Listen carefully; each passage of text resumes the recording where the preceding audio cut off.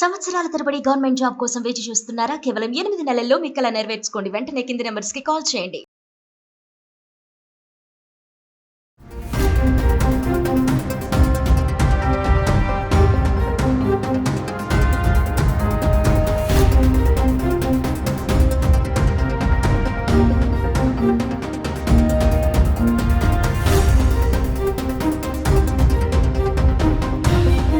నమస్తే, welcome back to Suman TV. ప్రస్తుతం మనతో పాటున్నారు consumers affairs committee chairman Mandari Krishna Reddy గారు. మరి భారత్ చేస్తున్న దాడులకి పాకిస్తాన్ భయపడుతుందా లేదా అంటే భయపడుతుందనే అనుకోవాలండి. ఎందుకంటే పాకిస్తాన్ అనే ఇప్పుడు మ్యాప్ దగ్గర నేను ఉన్నాను, మ్యాప్లో చూసుకుంటే పాకిస్తాన్లో ఉన్నటువంటి మొత్తం అన్నీ కూడా విడిపోతున్నాయి, ముక్కలైపోతుంది పాకిస్తాన్ మనం చేస్తున్న దాడికి భయపడి అని చెప్పేసి అని చెప్తున్నారు కదా. మరి ఒక్కసారి ఏంటి ఆ మ్యాప్లో ఏమేమి ఉన్నాయి, ఏమేమి విడిపోతున్నాయి, ఏవేవి సొంత దేశాలుగా మారుతున్నాయి అనేది ఒకసారి చూద్దాం సార్ మాటల్లో. నమస్తే సార్. నమస్తే సార్, ఇప్పుడు చూసుకుంటే మనం పాకిస్తాన్ మ్యాప్ నేను ఓపెన్ చేసి పెట్టాను. మామూలుగా భారత్ చేస్తున్న దాడులతో పాకిస్తాన్ ముక్కలు అయిపోతుందని చెప్పేసి మన వీడియోలో మాట్లాడుకున్నాం కదా. ఒక్కసారి ఎలా ఈ మ్యాప్లో మాకు ఎక్స్ప్లెయిన్ చేయండి ఏంటి అనేది.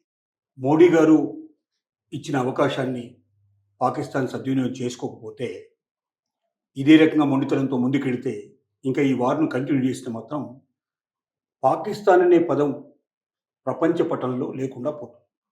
ఎలా పోతుంది అంటే, దీనిలో అన్నిటికన్నా ముఖ్యంగా మనం చూపించాల్సింది ఏంటంటే జమ్మూ అండ్ కాశ్మీర్. ఈ జమ్మూ అండ్ కాశ్మీర్లో ఇది ఆక్రమిత కాశ్మీర్. అంటే ఇది మనం ఒకప్పుడు దీంట్లో ఉన్నది భాగం, కానీ యుద్ధంలో వాళ్ళు దీన్ని ఆక్యుపై చేసుకోవడం వల్ల ప్రపంచ దేశాలన్నీ ఎక్కడైతే ఉన్నారో ఆ రోజున యుద్ధం ఆపిన రోజున అది వాళ్ళకే చెందేటట్టుగా తీర్మానం చేయడం వల్ల పాక్ ఆక్రమిత కాశ్మీరు ఇక్కడ ఉంది, ఇది మనది. కాబట్టి ఫస్ట్ జరిగే అటాక్ ఏంటంటే దీని మీద అటాక్ జరుగుతుంది. ఈ ప్లేస్ అంతా కూడా మనం ఇండియాకి తీసేసుకుంటాం, అంటే ఇది ఇండియాలో వచ్చి కలుస్తుంది. ఇంకా దీని మీద పాకిస్తాన్కి సంబంధం ఇంకేం ఉండకుండా పోతుంది కంప్లీట్గా. దీని తర్వాత ఇక్కడున్న సమస్యల లోపల మనం కిందికి వెళ్ళి చూద్దాం. ఇక్కడ నుంచి స్టార్ట్ చేసుకుంటే బెలూచిస్తాన్, ఇది బెలూచిస్తాన్. ఈ బెలూచిస్తాను ఇవాళ మీకు దీంట్లో క్వెట్టా అని కనబడుతుంది. బెలూచిస్తాన్లో ఇది క్వెట్టా. అంటే ఈ బెలూచిస్తాన్ ఏంటంటే లిబరేషన్ ఫ్రంట్ ఉంది ఇక్కడ. అంటే ఆల్రెడీ ఇది పాకిస్తాన్లో ఒక భాగమే, కానీ వీళ్ళు మాకు స్వతంత్రంగా దేశం కావాలని ఎన్నేళ్ల నుంచో వీళ్ళు పోరాటం చేస్తున్నారు. వీళ్ళంతా బెలూచిస్తాను లిబరేషన్ ఆర్మీ కింద చెంది వాళ్ళే ఒక సైన్యాన్ని తయారు చేసుకుని అనేక సార్లు పాకిస్తాన్ సైన్యం మీద దండయాత్ర చేశారు. ఈ మధ్య పాకిస్తాన్ ట్రైన్లో వెళ్తున్నటువంటి పాకిస్తాన్ మిలిటరీని 15 మందిని వాళ్ళు చంపేశారు, హతమార్పు చేశారు. సో వీళ్ళు అప్పుడప్పుడు వీళ్ళు దాడి చేస్తూనే ఉంటారు, వీళ్ళు మిలిటరీని చంపేస్తూ ఉంటారు. వీళ్ళు నిన్న రాత్రి చేసింది ఏంటంటే, మన భారతదేశంలో వీళ్ళు దండయాత్ర చేసినప్పుడు, మళ్ళీ తిరిగి మనం పాకిస్తాన్ మీద దండయాత్ర చేసినప్పుడు వీళ్ళు అక్కడ ఉన్నటువంటి క్వెట్టా అనే ప్రాంతాన్ని వీళ్ళు ఆక్యుపై చేసుకున్నారు. దీని నుంచి ఉన్నటువంటి మొత్తం మిలిటరీ అంతా బయటకు పంపించేస్తారు. ఇప్పుడు ఇది వాళ్ళ స్వాధీనంలో ఉంది. నిన్న రాత్రి ఇది స్వాధీనంలో క్వెట్టా. ఇది దాని పరిస్థితి. ఇప్పుడు ఈ బెలూచిస్తాన్ అనేది సపరేట్ అయిపోయింది, ఇది ఒక ముక్క అయిపోయింది. రెండోది ఏంటంటే, ఇక్కడ పంజాబ్ ప్రాంతం కూడా దీంట్లోంచి విడిపోవడానికి సిద్ధంగా ఉంది. వాళ్ళు కూడా సంతృప్తికరంగా లేరు, ఎప్పటి నుంచో వాళ్ళు కూడా లిబరేషన్ కోరుకుంటున్నారు. పంజాబ్ సపరేట్ అయిపోతుంది. నెక్స్ట్ సింధు ప్రాంతం ఉంటుంది కింద, సింధు ప్రాంతం కూడా సపరేట్ అవ్వడానికి సిద్ధంగా ఉంది. పంజాబ్ సపరేట్ అయిపోయింది, సింధు సపరేట్ అయిపోయింది, బెలూచిస్తాన్ సపరేట్ అయిపోయింది. అలాగే ఇక్కడికి వచ్చేసరికి మనకు కాశ్మీర్ ఆక్రమిత ప్రాంతం మొత్తం తీసుకున్న తర్వాత మిగిలినంతా కూడా చాలా కొద్ది ప్రదేశం మిగిలే అవకాశం ఉంది. ఆ కొద్ది ప్రదేశం కూడా సపరేట్ అవ్వడానికి పాసిబిలిటీ ఉంటుంది. దాన్ని వేరే సపరేట్ ఇంకో కంట్రీ కింద ప్రకటించేసేసి భారతదేశానికి అనుకూలమైన వ్యక్తిని అక్కడ పెద్దగా నిలబెట్టడానికి, అంటే ప్రధానమంత్రి లేకపోతే ప్రెసిడెంట్ చేసేసి ఆ రాష్ట్రం కూడా లేకుండా, మొత్తం ఆ ప్రదేశం కూడా లేకుండా పాకిస్తాన్ అనే పేరు ప్రపంచ పటంలోంచి నిష్క్రమించేటట్టుగా చేయడానికి భారతదేశం సిద్ధంగా ఉంది. ఇది చివరి రోజు.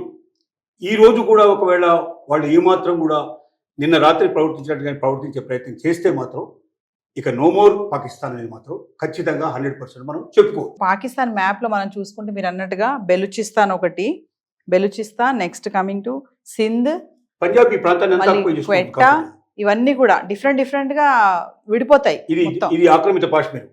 ఈ ప్లేస్ అంతా దాంట్లోకి వెళ్ళిపోతుంది. ఇది కొద్ది ప్లేస్ మిగులుతుంది. ఆ ప్లేస్ లేకుండా ఏం చేస్తారంటే దాన్ని సపరేట్ దీంట్లో కలిపేస్తారు, లేకపోతే దాని ఒక చిన్న దేశం కింద చేసేసి దానికి ఇంకో పేరు పెడతారు తప్ప పాకిస్తాన్ అనే పేరు ఉంచరు. అందులోనే అన్ని ముక్కలు మొత్తం విడగొట్టేస్తారు దేనికి దానికి. కాబట్టి పాకిస్తాన్ అనే పేరు ఉండాలా ప్రపంచ పటంలో లేదా అనేది వాళ్ళే డిసైడ్ చేసుకోవాలి.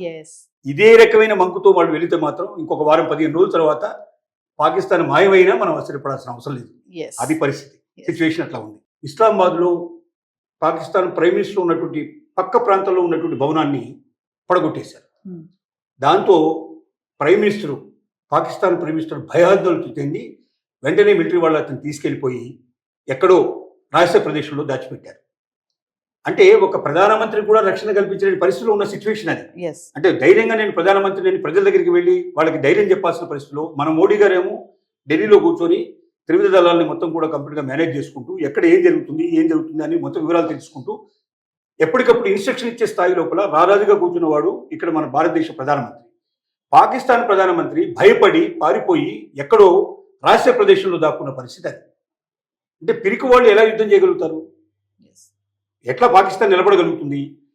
ఇంత భయం ఉండి కూడా ఎందుకు వస్తున్నారంటే అక్కడ జరుగుతున్న పరిస్థితి ఏంటంటే అక్కడికి ప్రజలు ఒకవేళ భారతదేశం మీదకి వెళ్ళకపోతే ప్రజలు వాళ్ళని తనేటట్టున్నారు, వాళ్ళు క్షమించలేని పరిస్థితిలో ఉన్నారు. కాబట్టి అక్కడ ఉండేయాలంటే తప్పనిసరి ఏదో ఒకటి చేస్తున్నట్టు కనపడదు.